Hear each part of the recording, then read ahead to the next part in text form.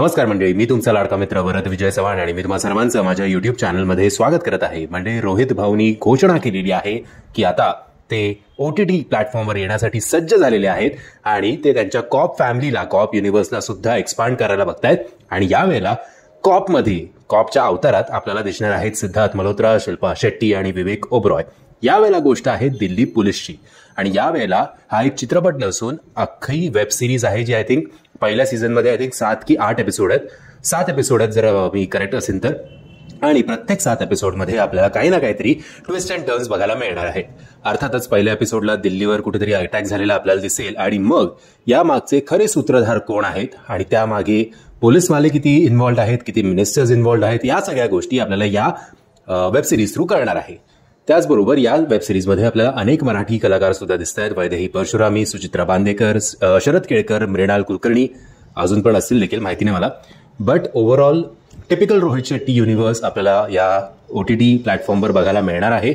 19 जानेवारीपासून आपल्याला Amazon प्राईमवर ही web series बघायला मिळणार आहे.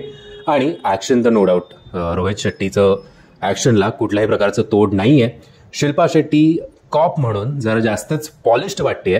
एवढं उन्हातानात जेव्हा आपले बिचारे पोलीस कर्मचारी भटकतात तेव्हा ते ऑब्व्हियसली एवढं जाऊ दे. कळलं तुम्हाला मी काय म्हणायचं ते. सिद्धार्थ मल्होत्रा सुद्धा त्या युनिफॉर्ममध्ये छान दिसतोय. इनफॅक्ट छान शिल्पा पण दिसते फिटनेस लेवल वाईज. फक्त अगदी आयब्रोज एवढे कोरीव, बाप रे, मला तर असं जरा वेगळंच वाटत होतं असो. आणि उरले आपले ओबरॉय साहेब एक काहीतरी असं आपण ज्या पहिले 2 दिवस जिमला गेल्यानंतर असे 2 हातांमध्ये काठी लावल्यावर की कसे चालतो, विंग्स दाखवायला उगाच, तसं काहीतरी मला ते ॲटिट्यूड आणतात असं वाटलं. बट त्या अभिनयाने या सगळ्या गोष्टी ज्या आहेत त्या बाजूला राहतील असं आशा करूया.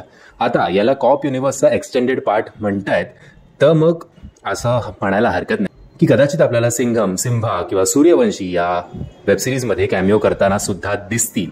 आता प्रॉब्लेम असा आहे की अख्खे ही जी कॉप युनिव्हर्स होती, जर तुम्ही व्यवस्थित नोट केलं तर प्रत्येक सिनेमा रोहित शेट्टीचा, भले मग तो ऑल द बेस्ट असेल किंवा गोलमाल असेल, हा कुठल्या ना कुठल्या तरी सिनेमाचा रिमेक आहे किंवा तिकडनं इन्स्पायर्ड आहे.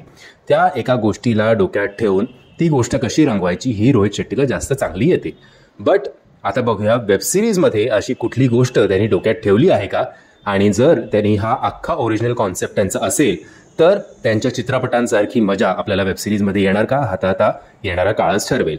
म्हणजे फॉर एक्झाम्पल सिंघम तर आपल्या सूर्या याचा सुद्धा सिंघम होता, त्याचेच रिमेक आहेत. आणि त्याशिवाय सिम्बा हा सुद्धा एक ज्युनियर NTRचा सिनेमा होता, त्याचा रिमेक आहे. त्या सिनेमाचं नाव विसरलो NTRच्या, पण तुम्ही फाइंड आउट सध्या करू शकता गुगलवर की कशाचा रिमेक आहे बाबा. म्हणजे ट्रेलरच्या शेवटी आपल्याला एक मास्क मॅन दिसतो, ज्याला आय थिंक बॉम्ब मॅन म्हणून सुद्धा ट्रेलरमध्ये संबोधलं गेलं होतं. आता हा मास्क मॅन कोण आहे हे अख्ख्या ट्रेलरमध्ये सस्पेन्समध्ये ठेवण्यात आलंय. मला असं वाटतंय कदाचित हे आपले रितेश भाऊ असावेत. तुम्ही तुमचा अंदाज लावा आणि तुमचं प्रेडिक्शन मला सांगा की तुम्हाला काय वाटतं या वेबसिरीजचा खलनायक कोण असेल. सो तुम्ही जर हा ट्रेलर बघितला नसेल त्याची लिंक तुम्हाला खाली डिस्क्रिप्शन बॉक्समध्ये देतोय. मी आशा करतो तुम्हाला हा व्हिडिओ आवडला असेल. जर तुम्हाला हा व्हिडिओ आवडला असेल तर प्लीज या व्हिडिओला लाईक, शेअर आणि चॅनलला सबस्क्राईब करायला विसरू नका. जय हिंद, जय महाराष्ट्र.